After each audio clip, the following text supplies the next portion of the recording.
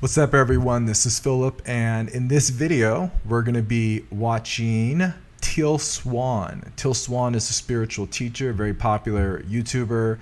The title of this video is How to Raise Your Frequency and Increase Your Vibration. How to raise your frequency, how to increase your vibration. So this is going to be actually the first time that I've seen this video. So I think the best thing to do, as we always do, is let's just jump into the video and I'll provide my initial reaction and commentary where I think it's important, and see if we can help figure out how to raise our frequency and increase our vibration in order to create the kind of life that we can really be excited about, we can feel good about, so that we can enjoy our greatest happiness. So let's do it. Hello everyone. You've heard us again and again talk about how important it is, in terms of living the life that you want to live, to raise your frequency. But I get a lot of emails asking, how do you go about raising your frequency? That is what today's video is about. Consciousness and vibrational frequency go hand in hand. When you're in a low frequency, you're in a decreased state of consciousness. Your perception is limited. When you're in a high frequency, you're in an increased state of consciousness and your perception is heightened. The lower your vibrational frequency, the less you are able to comprehend, because your ego is restricting the flow of life force and source energy. It's also restricting the flow of intuition and love through your mind and body. The higher your vibrational frequency, the more you are able to comprehend, because you are allowing a greater flow of life force through your mind and body. Holding a high vibration and radiating love, that is, unconditional and non-judgmental love, raises the consciousness of all those who come into contact with your energy field. Your emotions are a biochemical feedback system. Your emotions are created to reflect to you at all moments of the day what your vibration is. So you could think of vibration in terms of negative and positive. There are a billion different frequencies within that range. But what's most important when you're thinking about increasing your vibration is that you distinguish between what a negative vibration is and what a positive vibration is. And the way you're going to know that is how you feel. If you feel an emotion which does not feel good, that is a low vibration. If you're in an emotion which feels good, that is your biochemical indication that you are in a high vibration. So increasing your vibration is about causing yourself to feel positive emotion. There it is right there. She summed it up brilliantly. I can already tell this is going to be a great video for us. So my initial reaction is she's absolutely right, and she's absolutely brilliant with how she articulated it. Fundamentally, we can talk about this in a complicated way, or we can talk about this in a really simple way. The really simple way is that your vibrational frequency, right? Like, we hear about this a lot, particularly with mind science teachings and law of attraction teachings, right? Our vibrational frequency creates our reality. What are they actually talking about? In other words, your energy, which is the first cause of reality itself, right? We could call it consciousness. Consciousness and energy are essentially the same thing for our purposes here. So your energy, or your consciousness, is always being telegraphed to you, the quality of the consciousness, the vibrational frequency of the consciousness, by the quality of your emotions, right? So this idea that emotions are energy in motion. Energy, motion. The motion, the frequency of the energy, emotion. Your emotion determines your vibrational frequency, how you're feeling, in other words. And this is so critical, because very oftentimes we can get caught in this illusion of believing that it's what we're doing on a day-to-day basis that's determining our reality. And to an extent, this is true.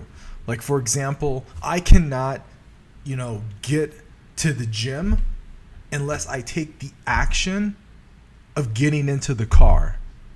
Right? I cannot build muscle unless I take the action of lifting up the weight.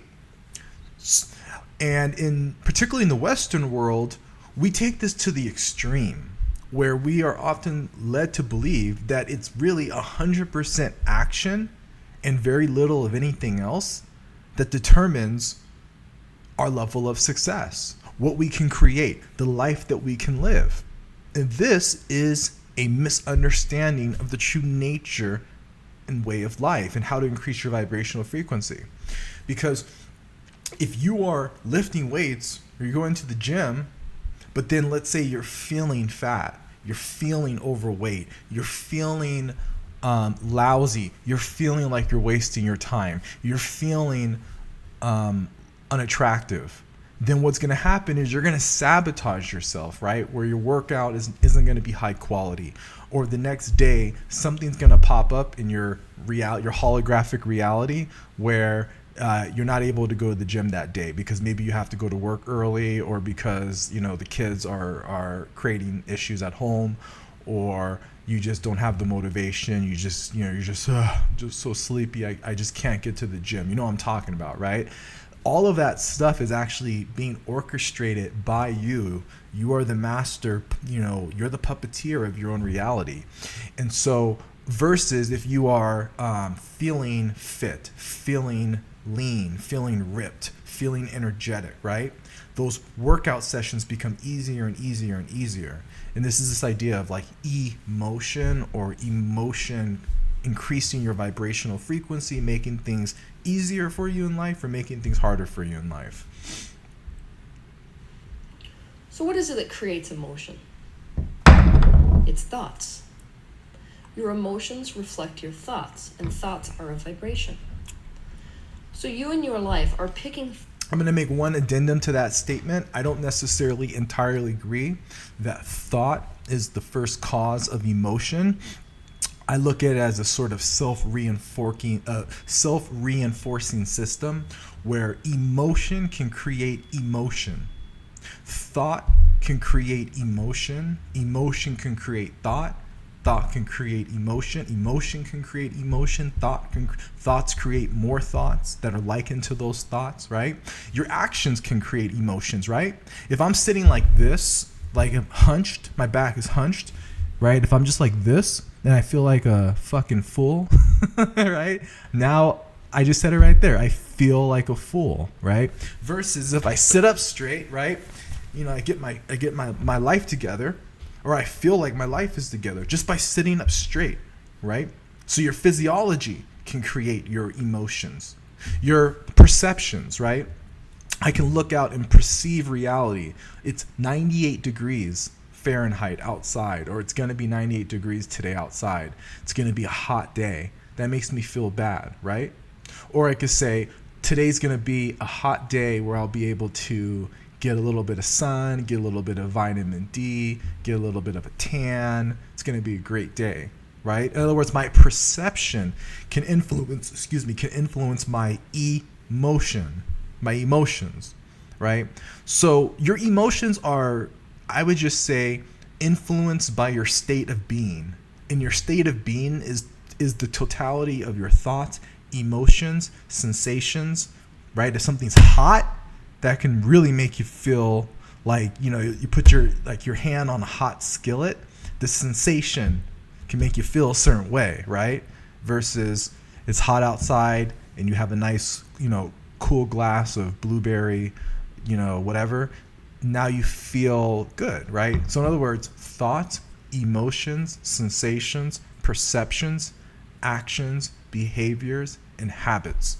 The totality of your state of being is what determines your emotions, all of which you can consciously, deliberately control for the purposes of architecting a reality that you want for yourself.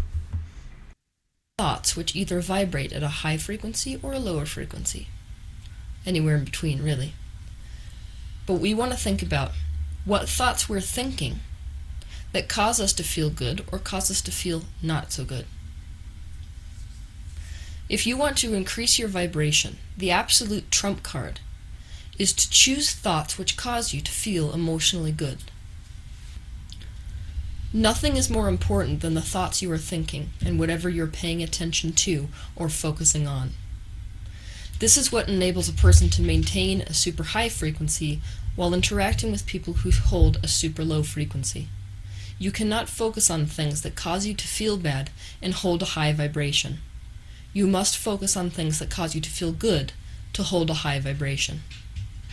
I'll give you a personal example. I have many clients which are in the hospitals.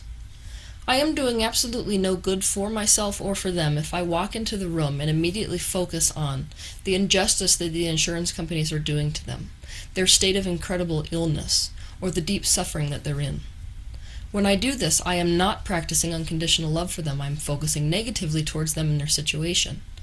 When I do this, not only am I not lending to their health, but I'm also not able to be present for them, which is really what people need when they're in a low vibration. They need you to be totally present. They need you to be reflecting what unconditional love and positivity looks like.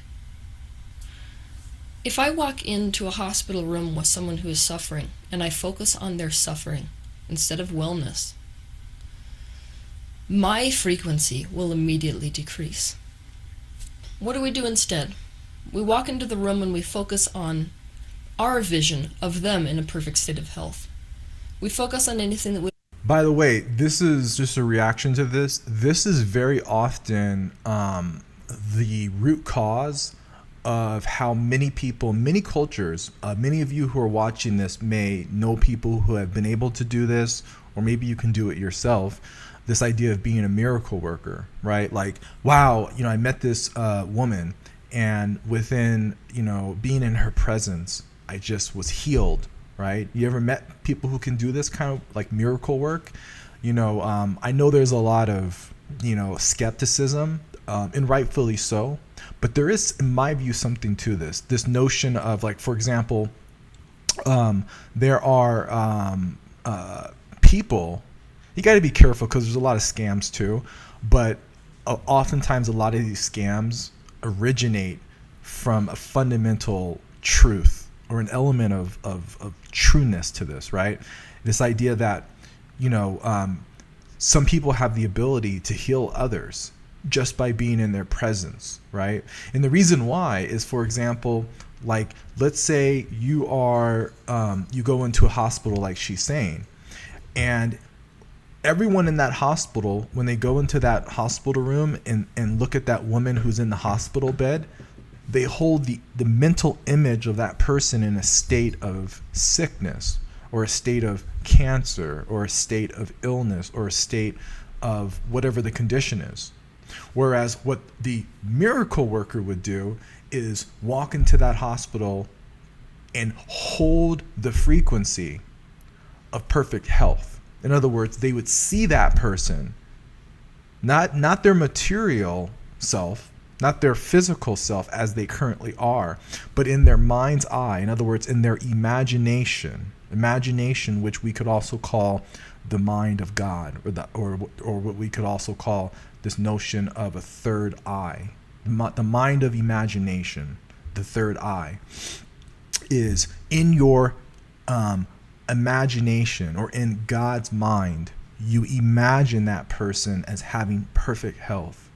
And you feel the gratitude, emotion. You feel the emotion of gratitude, of happiness that your mother, your father, your friend, your family member, your member of the community is in perfect health. And you can try this, and you can be so grateful. I'm so happy they're in perfect health. And instead of feeling sorry for them, you're just like, man, I'm kind of jealous of you. Like, you're about to get out of here tomorrow. You're going to, and it's like, what are you talking about? That doesn't make any sense, right? And of course, it doesn't make sense within, like, it doesn't make sense from carnal mind, or in other words, like the mind of logic and reason, what you call the egoic mind is what I call that. But from the spiritual mind, or from what we could call higher mind, your mind of transcendence, or the mind of God, that makes perfect sense, right? Because you're seeing that person in a higher dimension, right? In your imagination as being healed. And you're holding the emotion of them being healed. And those who are very spiritually advanced, in other words, what that means, spiritually advanced, it means that you have a certain level of enlightenment. In other words, you know yourself not as a person, but as the eternal presence that is eternally aware, eternally watchful, silent. Your higher dimensional consciousness, when you're grounded in those higher dimensional frequencies, right? You've attained enlightenment. Then when you hold those vibrational emotions, you have a higher ability to impact other people because your frequency is liberated from the limiting beliefs of carnal mind or egoic mind, okay? So you might be listening to this, you might think everything I just said is complete bullshit, which is perfectly fine. But for those of you who are listening to this and you're like you get what I'm saying, right? This is a really actually watching this, I wasn't even thinking about this. I was thinking about just how do we raise our vibrational frequency to, create a better life. But you can actually use the power of emotion to heal and serve other people and to be the light of the world. Bring them more relief. We focus on the truth that they are eternal beings who are powerful creators. And we focus on how good it feels to hold someone's hands as they make their transition, potentially even into death, while looking in their eyes and telling them without words that there is nothing to be afraid of and that they are not alone. By doing this, you can be fully present for them. You are offering them unconditional love and energy with the high vibration that comes with that kind of focus. If you are currently focused on negative thoughts, one of the best things to do is to meditate. When we're meditating, we're stopping thought. And it's much easier to go from a negative space to stopping thought to positive than jump the gap of the Grand Canyon and go from a negative focus to a pure positive focus. So meditation works really good. Alternative. So a little just reaction to that, I would give a slightly more nuanced answer. If you're feeling negative emotion, there's two options that I would recommend. Option one is you can feel that negative emotion is actually what I recommend, because if you've read my book, Feel Your Suffering Within, Your Clear Path to Enlightenment, one of the things I argue in the book is that meditation is not something you can do like this. That's not meditation. I mean, you can quiet your mind and calm it down, but that's not really meditation as I teach it, because true meditation is transcendence. It's what you are. It's your higher dimensional consciousness. So doing meditation would be like saying, hey, I want you to do yourself. Okay? I want you to do yourself. You can't do yourself, right? You can be yourself, but you can't do yourself, right? So meditation is not something you can do, it's what you are. So if you have negative emotions, although I understand what she's saying, if you have negative emotions, what I would recommend that you do is one of two things. Number one, either feel those negative emotions, like the title of my book, Feel Your Suffering Within. Or the second thing I would recommend that you do, and by the way, actually, before I tell you number two, the reason why you want to feel your negative emotions is because, for example, if you're feeling, let's say, all of a sudden you're just depressed. If you're feeling depressed because there is some unconscious, unresolved issues that you have that you need to work out, this is why I say that spiritual enlightenment and psychotherapy and therapy actually have a point of convergence, in the sense of what both aim to do is to restore the psyche to a place of health, and that is the neurochemistry of your mind. Why are you thinking negative thoughts? Why are you feeling negative emotions? And there's one of two reasons, and therefore one of two things you can do. The first reason is because you have unconscious repressed issues. If you have traumas, early childhood issues that you need to deal with, you are suppressing how you truly feel about a situation, then feeling those emotions is equivalent to the light of awareness, right? You're expanding in self-understanding by feeling your emotions, which is super important. That's number one. And you gotta be careful though, because there's another thing that you can do, which is to just stop feeling that emotion and to reprogram yourself to feel positive.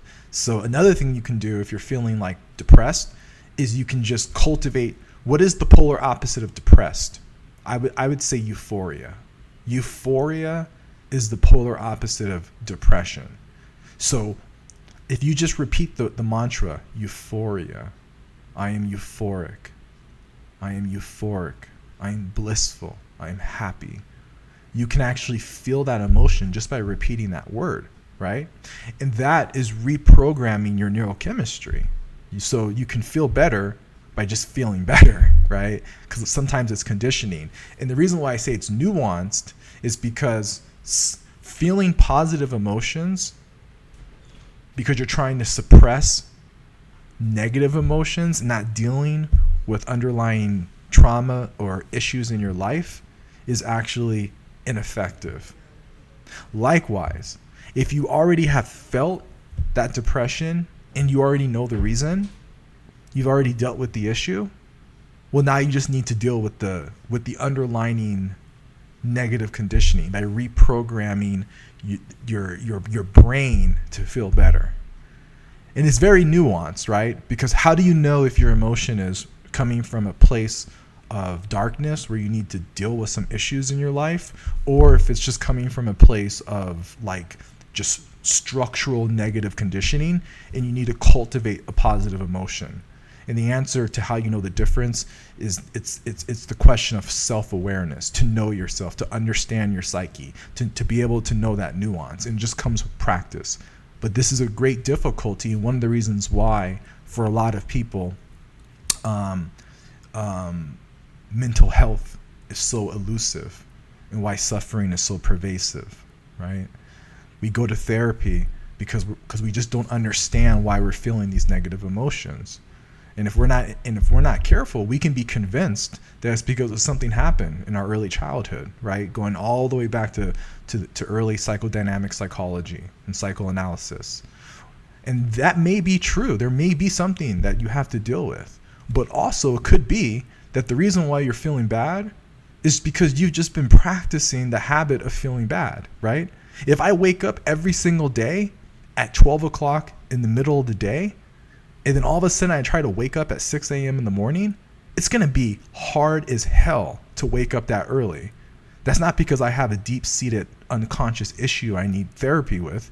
No, it's just because I've been waking up too late in the day for far too long. I need to recondition my body to wake up earlier, right? But likewise, there could be something else in my life where the reason why I'm doing it is because there's some stuff I need to deal with, right? So if you have negative emotion, what I always recommend first is feel the negative emotion and then be honest with yourself. Does this feel like it's coming from a place of repression? Am I not dealing with something? If the answer is yes, then keep feeling that emotion. You don't have to focus on the emotion. If you're feeling depressed, you don't need to be like depression, because then you're feeling it and you are helping yourself, but you're also kind of sabotaging yourself because you're reinforcing the feeling of depression, right? And negative emotion attracts negative emotion. So a more nuanced and precise strategy for radical mental health improvement is to feel the sensation of depression. You can feel the emotion of depression without putting a label on it, right? Okay, what does this feel like? Forget about the word depression, just okay, that underlying feeling without putting a label on it. That allows you to feel the emotion so that you can become more self-aware without making the situation worse. And then when you've dealt with, if you keep feeling the emotion, things will start to happen. And then if, let's say tomorrow, it's like 2 o'clock in the afternoon and you're feeling the exact same negative emotion, you're like, that's weird. I'm feeling the exact same negative emotion at 2 p.m. today, and I felt that exact same negative emotion at 2 p.m. yesterday. Okay, that's probably conditioning, right? Where you don't need to, and again, I'm not a licensed therapist, and this is not therapeutic advice per se, but probabilistically speaking, if you're feeling the exact same emotion every single day at the same time, there's a high probability that it's conditioning. It's structural conditioning, and you can reprogram that by cultivating the feeling. You can do guided meditations, love and kindness, guided meditations, gratitude meditations, And all that really means is, because you're not really meditating based on my articulation, but you're just cultivating a feeling that's reprogramming the neurotransmitters in your brain to activate different emotions, right? And just like you can program yourself to wake up every day at 12 in the afternoon, you can reprogram yourself to wake up every day at 6 a.m. You can program yourself to feel bad. You can program yourself to feel good. Knowing the difference between structural negative emotions and then actual contextual content within your unconscious mind that needs healing and resolution is the quintessential challenge of human life. And if you master it, you will master enlightenment. You can do what's called stepping into the observing mind. That is, without judging, without criticizing your thoughts, you just sit there and remove yourself from them and observe them. Now, when you observe something without judgment, what you're doing is you are looking at a thought and not really investing in it. When we invest in a thought, what we're doing is attaching to the idea of it being true or not true. When you're watching your thoughts, it's not about whether they're true or not true. They're just thoughts. So you're watching them go by, kind of like clouds in a sky. Don't judge what you observe or feel. This is stepping outside the ego mind. Allow your ego to express whatever it needs. Whether it's rage, grief, self-righteousness, whatever it is, let it come out. Writing out your feelings could also be helpful, so do that. If you need to cry or yell or punch a pillow or do whatever you need, what you're doing here is discharging the energy. You can't resist anything that comes up on the basis of it not being nice. Just consider this process discharging. You know best what puts you in a high vibrational frequency. In other words, you know best. So what she's actually saying, there's something else I want to say about that, this discharging, right? Just like if you're feeling anger, feel the anger, et cetera, et cetera. Or, yes, that, I mean, this is a catharsis, right? If you guys know my single I released, Catharsis, you can listen to my song, and I do a whole 7-minute spoken poetry R&B rendition of the power of catharsis, right, and what it means of catharsis. This is what she's talking about, is repressed, unconscious emotions that need to be released and to let go, and this is part of the healing journey. Absolutely. Okay, so knowing again how to distinguish between when you need catharsis and when you need to just reprogram yourself, right? Not avoiding, but just reprogramming, is again the quintessential challenge of human existence. And when you master it, you master enlightenment. One other thing I want to say that she just said there is this idea of being the observer and watching from a place of detachment. Absolutely. But I want to give it, again, more nuance and more commentary to hopefully make that more clear. Very often on the spiritual journey, and I'm really kind of speaking from my own personal experience and my friends and people that I've spoken to have gone through this, is you can try to like watch your emotions and your thoughts, and it can get really frustrating where like you're trying to force yourself to be detached. Don't do that. One spiritual teacher that I really like, Osho, O-S-H-O, he wrote a book called Awareness, and I think in his book Awareness, you should definitely read it. There's a part in that book where he just brilliantly explains like basically like every single like principle in meditation teachings, the commonality, right, amongst them all, is that what every single because there's like thousands of meditation techniques, and you might be feeling like this where you just don't know how to meditate, and maybe I'm confusing you even more right now because I'm telling you that meditation's not something that you can do, it's who you are, and I'm making your understanding even worse, which I apologize for if that's the case, but perhaps this will help. Another way you can think of meditation, or again, because I need to be precise, what you could think as like a pathway to move closer to true meditation, which is what you really are, or enlightenment. Meditation is enlightenment. To be in a state of meditation is to be in a state of pure witnessing consciousness, is to just practice always watching your thoughts, watching your emotions. Don't worry about watching from a place of detachment, because trying to force a detached witnessing consciousness is not required to achieve detached consciousness. Detached consciousness arises effortlessly as a result of watching your thoughts in your mind. And when you first start watching your thoughts, you'll be identified, but there'll still be a little bit of awareness there, right? By awareness, I mean if you are aware of your thoughts, aware of your emotions, then you're not entirely identified, right? Because if you're entirely identified with your thought, then you're not aware that you're having a thought, because you are that thought, right? That's what you call unconsciousness. You know, when you're trying to meditate and you just lose focus because you're identified with thought, and you were like unconscious, but then you became aware, right? That moment of unconsciousness, that's truly when you're not detached. But the moment you become aware that you're thinking, you're identified with your thoughts, and then you kind of become aware and you kind of go back to trying to meditate again, you're actually practicing detached witnessing consciousness. And you don't need to force that. It's like a muscle. The more you watch yourself, your thoughts, your emotions throughout the day, the more you become stabilized as that detached witnessing consciousness. And then silence, presence, bliss, and enlightenment begins to crystallize, stabilize over time. What you enjoy and what causes you to feel positive emotion. So you should trust yourself above all else that I'm about to list. The things we could do to increase our vibration are literally endless. But I'm going to give you some suggestions as to how you can raise your vibration based on what I am looking at when I'm watching people vibrationally in general. 1. Make conscious positive changes in your lifestyle, beliefs, fears, and judgments. Use your intuition on this one, because you most likely know what kinds of things you potentially have to change in your life in order to live in a high frequency. 2. Music.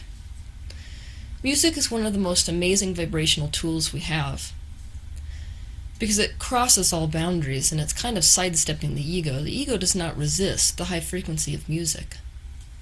So when you use music, you're causing your own vibration to entrain with the frequency of the music you're listening to. So then it's all about being really honest about what music makes you feel good. Spend time near people, places, and things which hold a high frequency in and of themselves. These could be spiritual teachers, they could be friends, it could be animals, it could be crystals. Nature is a good example of something which holds a very high frequency, because nature is in a state of non-resistance. Anytime you're spending time around something with a higher frequency, you are being caused to entrain with that higher frequency. 4. Anything that is inspiring is going to raise your frequency. So read books that cause you to feel good about yourself and the world, watch movies that make you feel good and inspire you, and listen to spiritual teachers that inspire you and cause you to awaken to your own magnificence. 5. Exercise. Physical movement not only causes energy to move through and oxygenate your brain, it stimulates the release of endorphins, which are frequency-elevating chemicals, as witnessed by the way that they move you into joy. Make sure that you do an exercise that you like doing, not an exercise that you're forcing yourself to do, because that's going to be counter to raising your frequency. 6. Aromatherapy or color therapy. Just like music causes you to entrain with the frequency of the music, aromatherapy and color therapy causes you to entrain with the frequency of whatever ingredient went into the aroma or the frequency of the color that you're looking at. 7. Write in a positive aspects journal or a gratitude journal. This doesn't necessarily have to be a journal if you have a difficult time writing. I just find that the writing process is very good at helping you to hold a high frequency, because the effort it takes to put a pen to paper is strengthening the vibration of whatever you're focused on. But you can, if you'd like, just do this via focus. For example, when you're driving in your car, you could just do a scavenger hunt for positive aspects.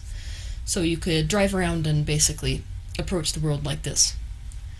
It is my dominant intention to look for things which I am wishing to see, which makes me feel good when I look at it. So you might be driving and say, oh, I like the color of that car. Or you might be driving and say, I like the fact that that mother was holding her child's hands. Whatever it is that you like that you're looking at, that's focusing positively, and it's going to cause your vibration to increase. The reason that it is so important to be in an attitude of gratitude, or a state of appreciation, or positive focus, is because the state of appreciation is an exact vibrational match to the vibration of source energy. It is pure unconditional love when you're looking at something with an attitude of appreciation. So for those of you who have studied a bit about mind sciences and law of attraction type teachings, right? What they all fundamentally have in common as a first principle is this idea of like attracts like, right? So if you are predominantly in a state of gratitude during the day, you attract more things to be grateful about. And it's so profoundly true. I was actually last week, I was in a state of profound gratitude for the things in my life. And I was actually feeling appreciation for everything in my life. And then on Monday, I got a call, and it was one of my properties. I got a call saying that there was a credit with my mortgage company that I had my mortgage with, and that they needed to mail me a check for $5,600. And that came out of nowhere. I was just feeling gratitude and appreciation because that energy, it's a magnet, right? And then that $5,600 check came in, and then when I got that check, I felt gratitude for it. But I was already feeling that gratitude, right? So the paradox of life, okay, this is super valuable here. The paradox of life is that we believe the things of the world will help us feel better, when in truth, how we feel is what actually creates the things of the world, right? So we think that it's the new car, the new house, the better job, the bigger company, the better body, being youthful, right? Just go through the list. And if I had that thing, I would feel like X, right? But in reality, if you feel like X first, right? If you had that new car, how would you feel? If you had that whatever that you want, how would you feel? If you cultivate that feeling first, your emotion becomes aligned with that outcome, and then you draw into your reality things that help bring it into existence. That's the paradox of life, right? That's the paradox of life. So anytime you take that kind of focus, you are causing yourself to resonate with the highest frequency that there is. 8. Spend time in water. Light is the manifestation which holds the closest vibration to that of pure source energy. Water is only second to that. Its vibration is so close to that of pure source energy that anytime you spend time in water, you're going to be resonating at a very close frequency to source itself. This is why it feels so good to take a shower or to take a bath. And that's why we have the association of it kind of cleansing us. It's because it vibrationally does. 9. Practice random acts of kindness. Many of you saw the video which I released 2 weeks ago on practicing random acts of kindness. It's my video titled Challenge. Anytime you are projecting and radiating love outwards, you are in a high vibration. It's one of the best things you can do to increase your vibration. 10. Inquiry. Any questioning you do will bring you to higher and higher levels of awareness and set you free from the illusion of fear and limits. The more you know yourself and the more you get outside the box by being deeply introspective, the easier it becomes to permanently hold a high frequency. 11. Laugh and smile. Anything you can do or think or say or watch or be around that causes you to smile or laugh is automatically going to increase your vibration. Laughter you could think of as the byproduct of an increased vibration. It's what happens when the increased vibration causes you to discharge some of that positive energy.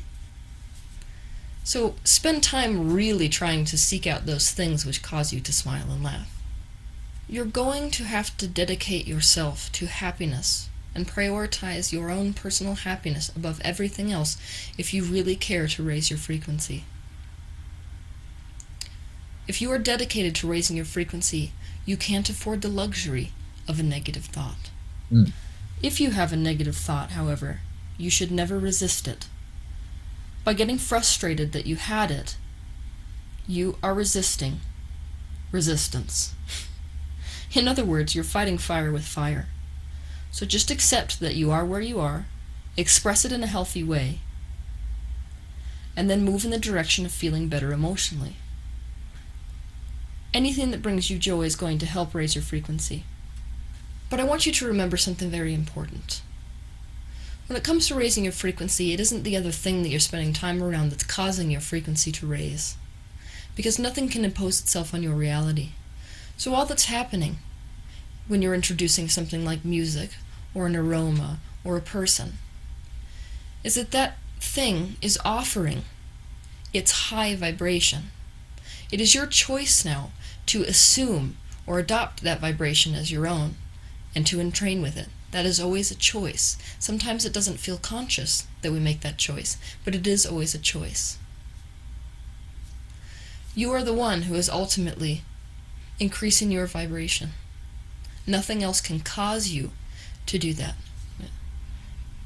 Everything that she's saying there is absolutely accurate in the sense that, yes, you listen to music, go outside, hit the gym, change your physiology, whatever, right? I would actually, sort of my reaction to this in terms of adding, I think, a new sort of, not really a nuance, but a first principle of what is the first principle behind all of vibration? What is the first principle behind raising your vibration? Excuse me. The first principle behind raising your vibration is momentum, right? In other words, every single day, we are all challenged with the pursuit of raising our vibration and then maintaining it. And this is the challenge of human life. Make no doubt about it. In other words, I can today feel great, work myself up into a high vibration, gratitude, love, appreciation, abundance, financial success, all the things that my heart desires, right? And then later tonight I go to sleep. But when I wake up tomorrow, I have to start all over, right? How many of you can think about falling asleep, feeling good, and then the next day, it's like all that momentum is gone and you have to like start over, right? Bruce Lee actually talks about this in one of his books, that literally every single day we have to rebuild ourselves anew. Now, you know, as you get better and better and better at raising your vibration and maintaining it, okay, it does become easier. Just like, for example, if you've been working out at the gym for 2 years, chances are when you go to the gym today, it's going to be a lot easier for you to maintain your workout than when you first started 2 years ago, right? Because you've conditioned yourself. It's the same thing with your psyche. You can condition it to stay in a high vibrational frequency. And just like, you know, you have to dedicate yourself to going to the gym to maintain your physique, you have to dedicate yourself to maintaining a high vibrational frequency. You know, people often think that mental health, like either you have mental health, or if you have mental health issues, you need a therapist. It doesn't necessarily have to be that way. You know, you can think of it very much in terms of conditioning, right?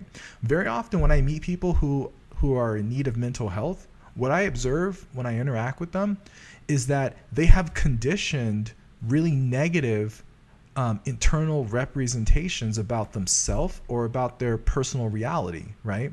Whenever they think about their job, they have a cocktail of negative thoughts and emotions, right? Whenever they think about the fact that, you know, maybe they don't have a significant partner, they have a cocktail, a neurochemistry of negative thoughts and negative emotions about that topic. And without realizing it, their vibrational frequency regarding their relationships is so low that they're just a magnet for the repetition of negative circumstances. And then those negative circumstances make them feel worse. And then because they feel worse, their circumstances get even worse. And then because their circumstances get even worse, they feel even worse. And then that's called spiraling downhill. And we've all been there, right?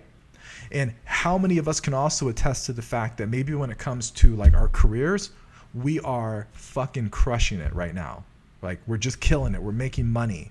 We're like super successful, right? But then maybe when it comes to our friendships, we're like, man, I'm feeling kind of lonely. I wish I had more friends, right? Or for others of us, right? Maybe we have a ton of friends, right? We have like, man, we have that clique since middle school, since elementary school, right? We have great friendships, right? But then when it comes to our careers and our money, it's like, why am I always struggling to pay the bills, right?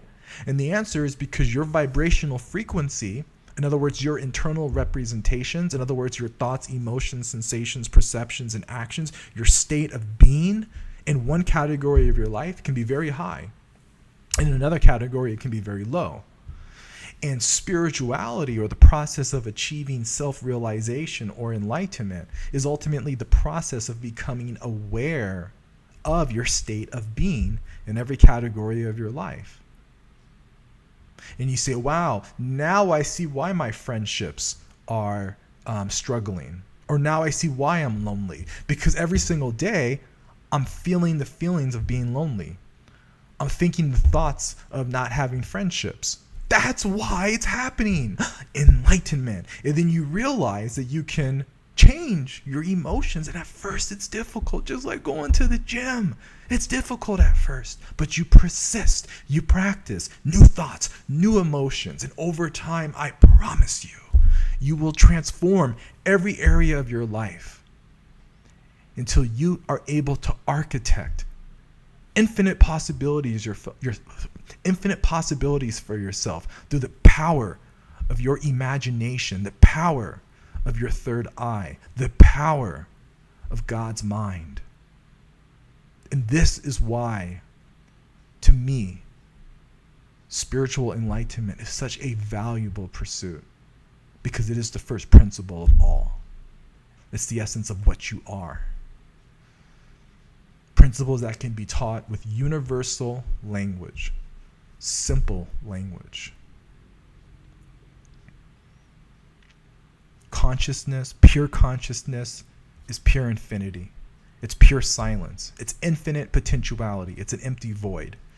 How we condition that consciousness by virtue of our thoughts, emotions, sensations, our perceptions, our actions, our behavior, right? Our internal representations, the narratives that we tell ourselves, are all in aggregate how we condition that clay, that infinite clay, into the multiplicity of our personal reality. And we have the power to re-sculpt that clay, to architect infinite kingdoms of possibilities for ourselves, to create a life that can reflect our highest potential, our deepest peace, our greatest happiness, and our most supreme success. Thank you.